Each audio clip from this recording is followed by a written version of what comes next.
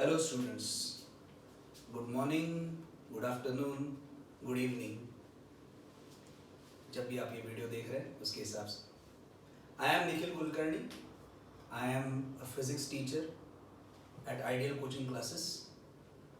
I also teach CBSE physics and maths for last 8 years, and in Ideal I will be teaching physics. Today this lecture is about motion. अब physics बोलने के बाद बहुत लोगों ने good night कर दिया होगा, but I am sure during the course of this lecture आपको मोशन थोड़ा और क्लियर हो जाएगा.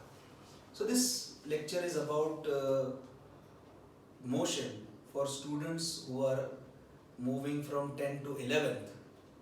ये कुछ आपके पॉइंट्स मोशन के रिवाइज करेंगे जो आपको 11th में काम में आना चाहिए. ठीक है. Now motion, it is everywhere. Life is motion.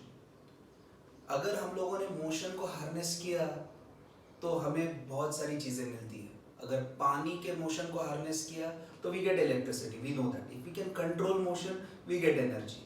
Hence motion is very important for us. रोजमर्रा की लाइफ में हम लोग मोशन को देखते हैं. उसको स्टडी करना क्यों आवश्यक है? तो one, we want to control it. अब कोई मेडिकल का स्टूडेंट बोलेगा मोशन और मेरा संबंध क्या? तो अवर muscular skeletal system, it is complete motion. If you understand motion well, those students who are appearing for medical can look at good profession like physio of a sports. In a sports they can look at a physiotherapist. They can look at many other professions which are much better. So motion is important for both engineers as well as medical students.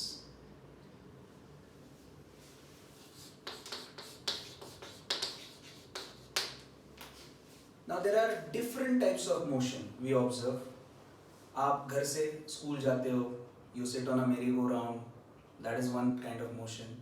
There are n number of motions we see in everyday life, but the scientists have broadly classified these motion into certain categories. What are those categories? तो कुछ motion uniform motion कहलाता है. कुछ motions circular motion कहलाते हैं. कुछ oscillatory कहलाते हैं. Some of them are called as accelerated, and the list can go on.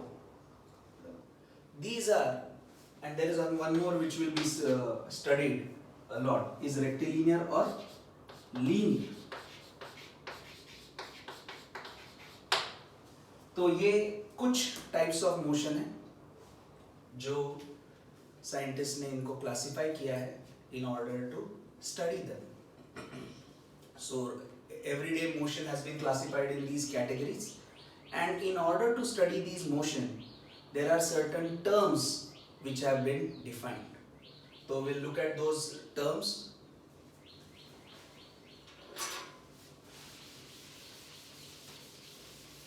Now from types of motion we are turning towards parameters to study motion. First is position. ये सारी चीजें scientist ने इसलिए define करी है कि हम लोग अलग अलग क्वांटिटीज निकाल सकते हैं और मोशन को प्रॉपरली स्टडी और प्रेडिक्ट कर सकते हैं. तो first is position, second is displacement. इसमें और एक टाइप है distance, velocity, we all have heard of that, acceleration. Sir, force वगैरह वो सब कुछ no need. We are right now studying kinematics, so these terms will do. तो हम लोग one by one in terms को हम लोग देखेंगे. What we have done till now is motion, types of motion and parameters to study motion. We'll start with the first parameter, position. What is position? तो अगर मैं कहूं कि I am at 1 meter from the board, I am at 1 meter from this end of the board, तो मेरी position को और एक तरीके से डिफाइन कर सकते हैं. You can say I am at 3 meters from that end of the board. तो कौन सी पोजीशन सही है? दोनों भी सही है. It depends on what you take as origin. Sir origin क्या होता है? Origin is a point defined by the observer. It is a fix point and all the distances are measured with respect to that point. In order to study any motion, you have to fix a place as origin. वो origin कहीं पे भी हो सकता है, आपके ऊपर निर्भर है आप उसको कहाँ पे लेना चाहते हैं. तो suppose I am studying motion in one dimension. घबराइए नहीं, one dimension बहुत बड़ा नाम है लेकिन इसका अर्थ बिल्कुल सिंपल है. जब बॉडी स्ट्रेट जा रही है सीधे हॉरिजॉन्टली या फिर सीधे ऊपर जा रही है, it is not going oblique, then that motion is called as motion in one dimension. अब आप बोलोगे लेकिन सर ऐसा तो बहुत कम होता है. Most of the time the motion is oblique only. See, you must understand that actual motion may be oblique and everything, but in order to understand that part, we first need to understand motion in one dimension.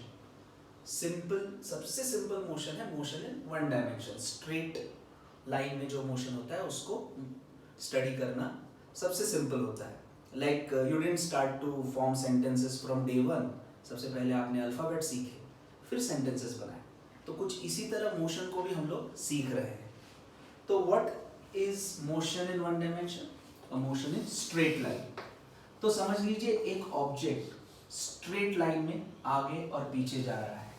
You can take one point, fix point as origin. अब वो अगर origin से 2 meter की दूरी पर है तो उसकी पोजीशन को डिनोट करते हैं like this, x equal to 2. Sir why not y equal to 2? Obviously horizontal line पर है तो हम लोग ये डिस्टेंस को x इक्वल टू 2 से डिनोट करेंगे.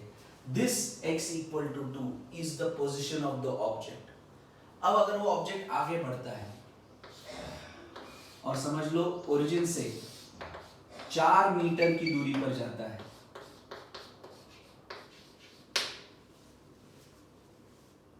x equal to 4. So what is the position of the object now? X equal to 4.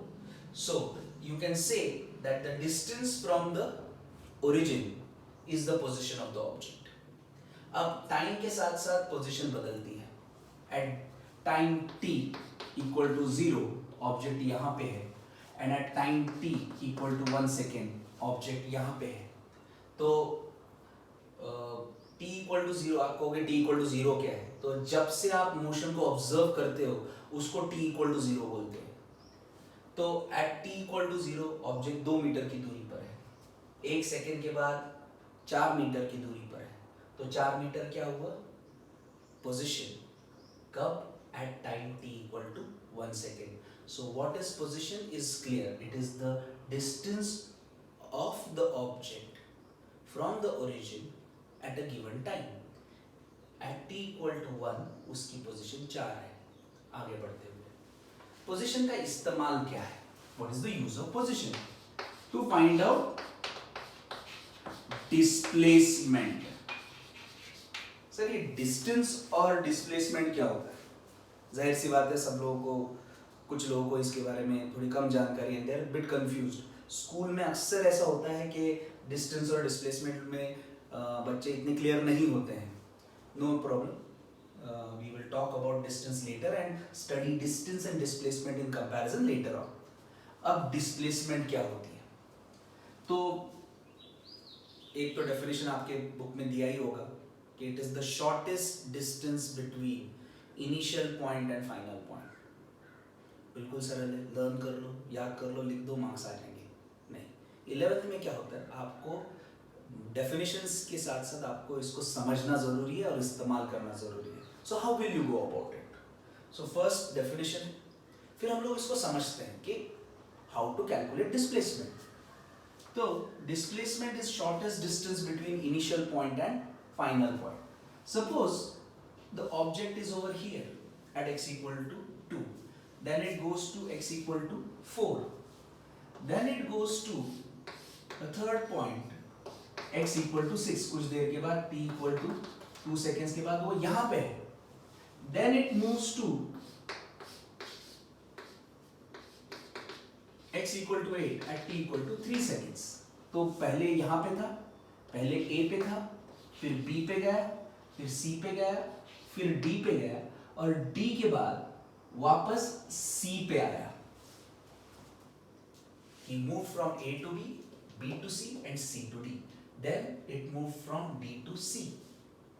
Okay? So what is the displacement? The displacement is not a, d, c. No. The displacement is just AC. The smallest distance between initial point and final point is the displacement. मतलब उसकी total displacement कितनी हुई है? ये 6 metre है, ये 2 metre है, तो total displacement उसकी 4 मीटर है. Again, it moved from A, B, C, D and came back to C. The displacement is not A, D, C. No. The displacement is just from A to C. Initial point कौन सा है? A. Final point कौन सा है? C. What is the distance between initial point and final point? Calculate करते हैं. ये 2 है, ये 6 है. The shortest distance between initial point and final point is 4. So displacement is 4. तो मैं यहाँ पे लिख देता हूँ displacement जो है उसकी 4 है या फिर x लिखता हूँ उसको. What is the displacement of the object? 4. अब distance क्या है? Distance और displacement में फर्क है क्या? Yes. If I say distance, distance का मतलब होता है actual path length और इसका मतलब होता है shortest distance between initial point and final point. Actual path length, distance, shortest distance, displacement. अब हम लोग distance calculate करते हैं. इसी motion को consider करके distance calculate करते हैं. तो A to D गया और वापस C आया. Actual path traverse निकालते हैं. पहले A to D गया. कितना path cover किया उसने? ये 2 है, ये 8 है. तो total distance कितना होगा? AD will be 6. And it again came back in reverse DC. A to D distance कितना है? 6. और C to D आया, वो भी distance कितना है? 2.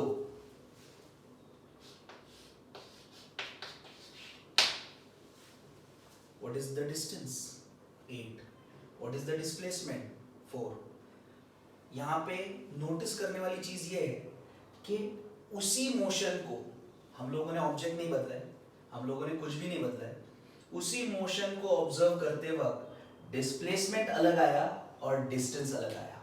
कैलकुलेट करने का तरीका ये है. इनिशियल पॉइंट को कंसीडर कीजिए, फाइनल को कंसीडर कीजिए, शॉर्टेस्ट डिस्टेंस डिस्प्लेसमेंट है. एक्चुअल पाथ लेंथ का एडिशन कीजिए, डिस्टेंस आ जाएगा. एक वेक्टर है और एक स्केलर है. अभी मैं इस लेक्चर में उसको मिक्स नहीं करूंगा. स्केलर्स और वेक्टर्स की जब बात होगी तो I will go to that part of distance and displacement. Right now we are only concern with how to calculate it. तो ये हो गया डिस्प्लेसमेंट और distance. So what did we study regarding motion? Position. Position मतलब location at a given point. Displacement, distance. आगे बढ़ते हुए अब थोड़ा इंटरेस्टिंग हो जाएगा. वेलोसिटी. सर फिजिक्स में कुछ भी इंटरेस्टिंग नहीं होता, I know, but when you start understanding it things will become little bit more interesting. And when you will actually start solving numericals, you will feel much better. अब इसको वापस एक बार मैं लिख देता हूँ.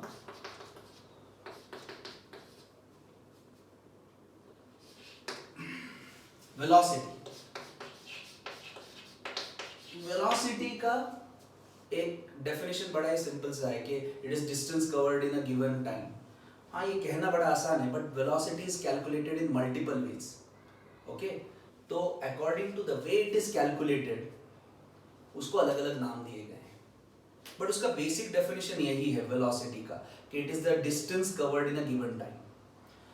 But will see there are different ways of calculating velocities and what are the names. तो कुछ नाम दे रहा हूं मैं यहाँ पे वेलोसिटी को. एवरेज वेलोसिटी, यूनिफॉर्म वेलोसिटी,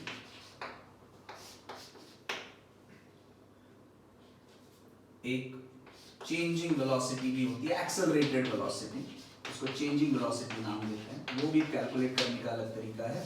और एक है instantaneous velocity.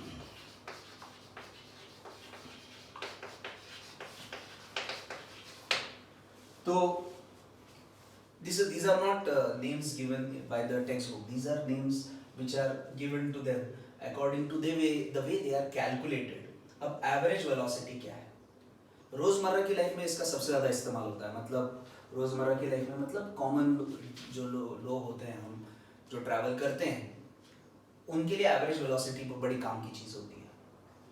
Uniform velocity and changing velocity as well as instantaneous velocities, these are the velocities which are used in physics to study motion. तो हम लोग पहले रोजमर्रा की लाइफ में एवरेज वेलोसिटी क्या होती है वो हम लोग देखते हैं. Okay, now average velocity, it is equal to total displacement upon total time. Sir ये टोटल डिस्प्लेसमेंट क्या है और ये टोटल टाइम क्या है? समझ लीजिए एक बस है, वो नासिक से पूना की तरफ जा रही है या फिर नासिक से मुंबई की तरफ जा रही है. तो उसका इनिशियल पॉइंट होगा नासिक, फाइनल पॉइंट होगा उसका पुणे या फिर मुंबई.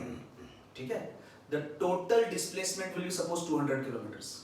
सो total displacement is distance between initial point and final point, and total time taken मतलब कितना समय लगता है उसको यहाँ से वहाँ जाने के लिए. इस दरमियान we are not concerned with whether the bus has stopped, कहीं ढाबे पे रुकी है क्या, या फिर उसने स्पीड बढ़ाया है, या फिर सिग्नल पे रुकी. we are not concerned with that. भाई शुरुआत कहाँ से की? नासिक. पहुँचा कहाँ पे? मुंबई. कितना डिस्टेंस है? 200 किलोमीटर. कितना समय लगा? 5 घंटे. तो टोटल डिस्प्लेसमेंट 200 किलोमीटर और टोटल समय है 5 hours. 40 kilometre per hour is the speed of the bus. लेकिन आपको पता है कि बस कभी भी 40 किलोमीटर पर आवर से चल ही नहीं रही थी, बीच बीच में चल रही थी. कभी उसका स्पीड 80 था, कभी कम था, कभी 0 भी था.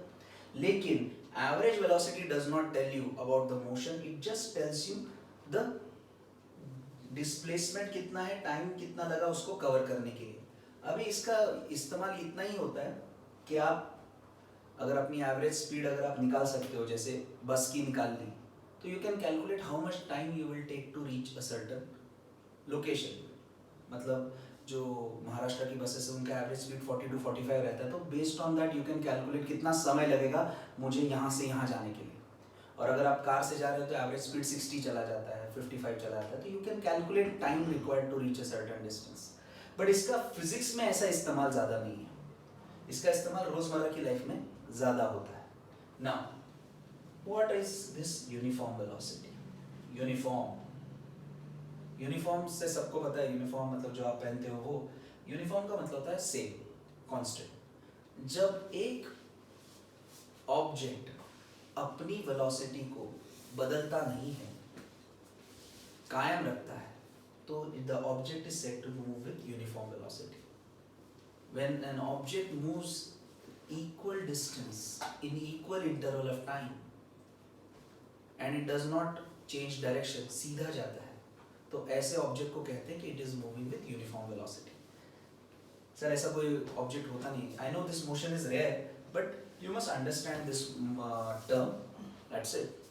तो मैं ऊपर का रब कर रहा हूँ.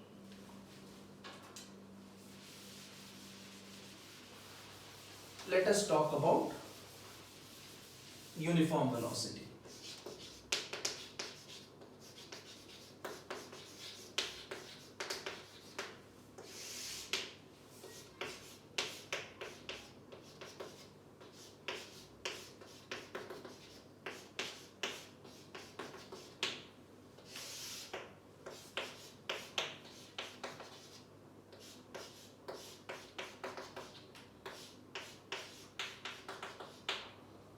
एट ए ऑब्जेक्ट है और बी ऑब्जेक्ट है, दोनों ऑब्जेक्ट्स आपके सामने हैं. ठीक है.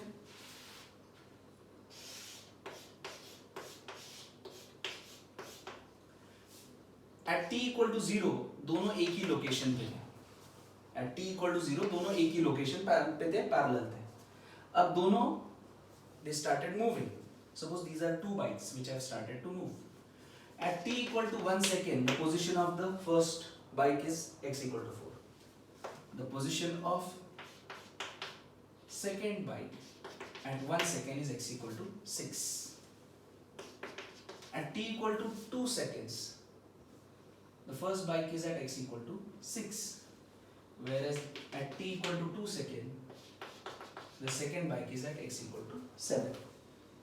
अब ध्यान से इन दोनों डायग्राम्स की तरफ देखो. ऑब्जेक्ट ए और ऑब्जेक्ट बी के मोशन को ऑब्जर्व कीजिए आप. पहले सेकंड में ये कितनी दूरी तय कर रहा है? 2. उसके बाद अगले सेकंड में वापस कितनी दूरी तय कर रहा है? 2. Look at this. In first second it is covering 4 and in next 1 second it is covering only 1 meter. So इसके और इसके मोशन में जो फर्क है बिल्कुल सिंपल है. एक सेकेंड में ये जो डिस्टेंस कवर कर रहा है चेंज हो रहा है, और ये जो है एक सेकेंड में जो डिस्टेंस कवर कर रहा है वो सेम है, इसकी डिस्प्लेसमेंट सेम है. So this is in uniform motion and this is in a non uniform motion. Non uniform motion के भी आगे टाइप्स हैं, लेकिन अभी फिलहाल तो यूनिफॉर्म मोशन की तरफ हम लोग ज़्यादा ध्यान दें. तो how do you calculate velocity? What is the formula of velocity? Average का तो फॉर्मूला बिल्कुल क्लियर है. एवरेज का लेना देना नहीं है कि स्पीड बढ़ रहा है, कम हो रहा है, डायरेक्शन बदल रही है, कुछ भी नहीं. Displacement upon time. लेकिन यूनिफॉर्म वेलोसिटी अगर है ऑब्जेक्ट की, तो उसकी वेलोसिटी निकालने का तरीका बड़ा ही सिंपल है. Total displacement in a given time upon total time. कितना डिस्प्लेसमेंट है, कितना समय है, और ये कांस्टेंट रहता है. आप देख सकते हैं एक सेकेंड में 2 मीटर जा रहा है, एक सेकेंड में 2 मीटर जा रहा है. So this is 2 metre per second. ये डिस्टेंस कवर करो, ये मोशन कंसीडर करो. कितना डिस्प्लेसमेंट है इसका? 4. कितना समय लगा है? 2. तो फॉर्मूला है डिस्प्लेसमेंट अपॉन टाइम. डिस्प्लेसमेंट 4 हुआ और टाइम 2 हुआ, तो वेलोसिटी आई 2 मीटर पर सेकेंड.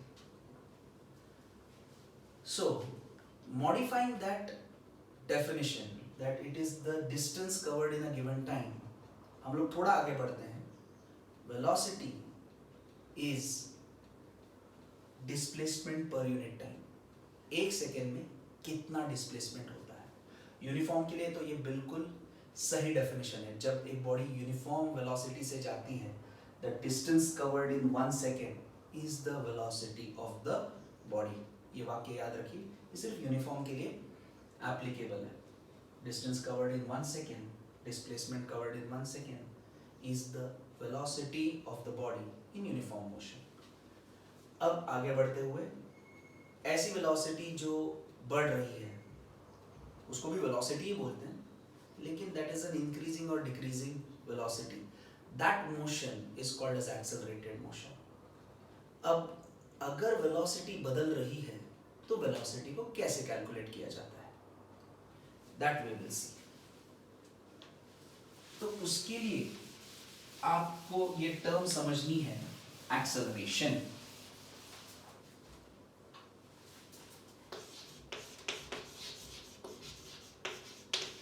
मैंने क्या कहा कि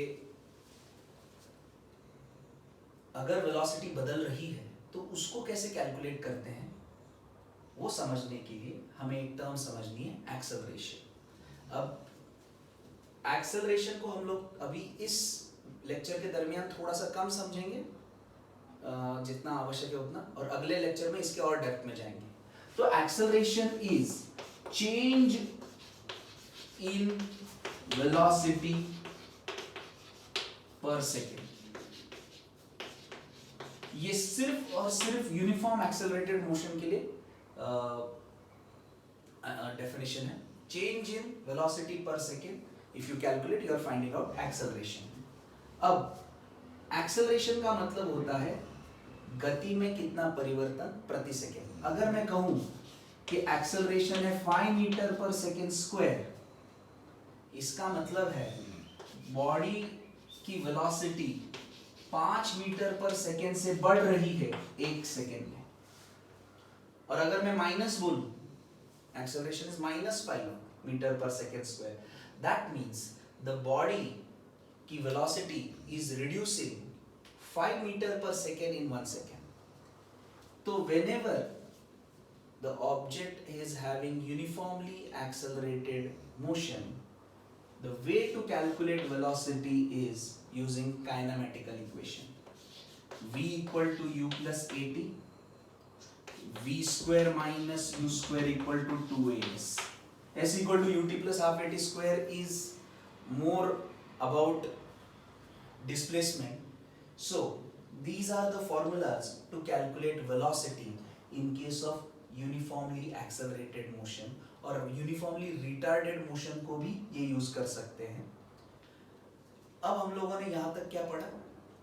motion, types of motion and parameters.